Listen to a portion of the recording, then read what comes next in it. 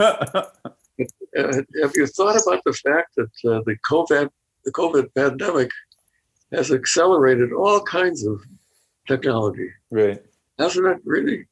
In medicine, and the one that I'm really enchanted by is education, because the one thing that I've observed is that whenever you jump from one technology to another, you've got to change everything. You can't take an educational system as an example and use the same system for virtual education.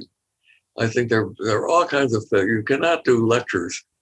In fact, I think the whole concept of lectures is faulty. Definitely. I agree with that because personally, I'm a master's student now and I'm taking half online lectures and half in-person seminar discussions. And I definitely prefer that in-person interactive aspect of learning. And when I do these lectures online, a lot of times I get a little bit frustrated because all my lectures are pre-recorded and I don't really have an opportunity to sort of ask questions or get this interaction with my professors since they were already pre-recorded.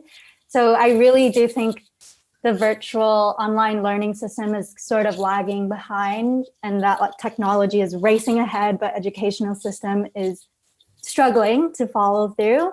And a lot of it, for me at least, is the interactive aspect of it. Mm-hmm. Yep. Well, let me do my commercial then, because please. That is what I tried to do in my book. The first part of the book is a history of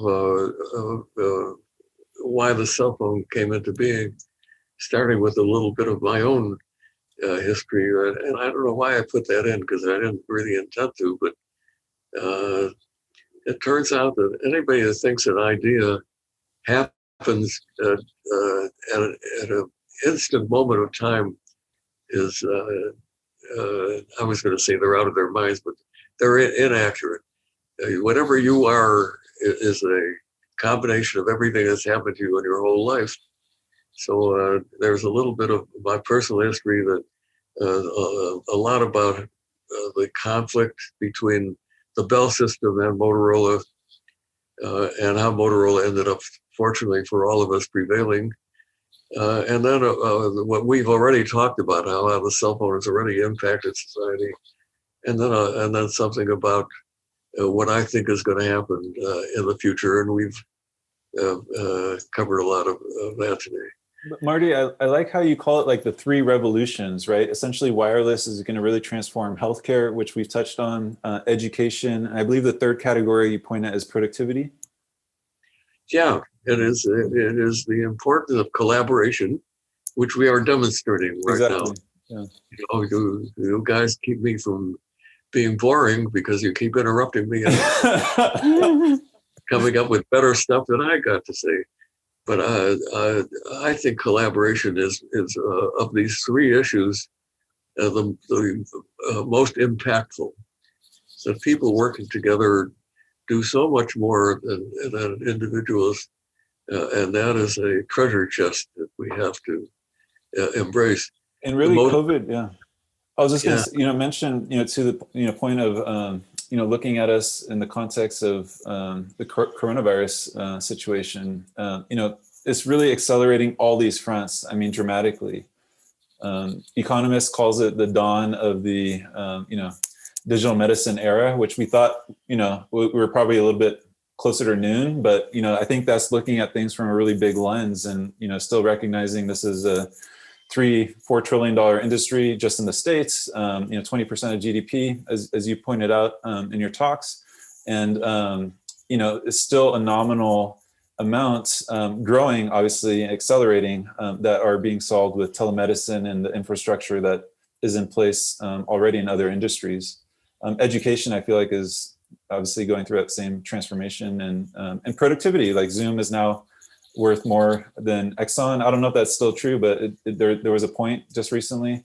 It outvalued Exxon, and just the growth that we're seeing in terms of collaboration virtually, I think, and the demands are shifting. We're thinking that, this Brady Bunch style of seeing, different faces in a box, how long is that going to hold or satisfy the audience in terms of the state of the art virtual collaboration?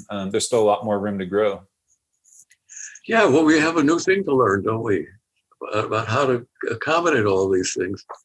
And I have to, that's the most exciting thing to me, that you bring that up, Ryan. You know that I have done a lot of speaking engagements in my life, and I thought I got to be pretty good at it. But one of the things that's important when you give a talk is engaging with your audience, and learning when you're losing the audience and recapturing it. And so I always look at my audience and pick out people that I think are paying attention and looking at their reactions. And I didn't know how that I would be able to do this in this environment.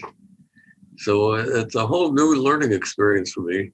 And this podcast that we're doing now was not very useful in that regard, because I got to look at three very attractive people. And I know you're not counting me in that. I'm getting feedback.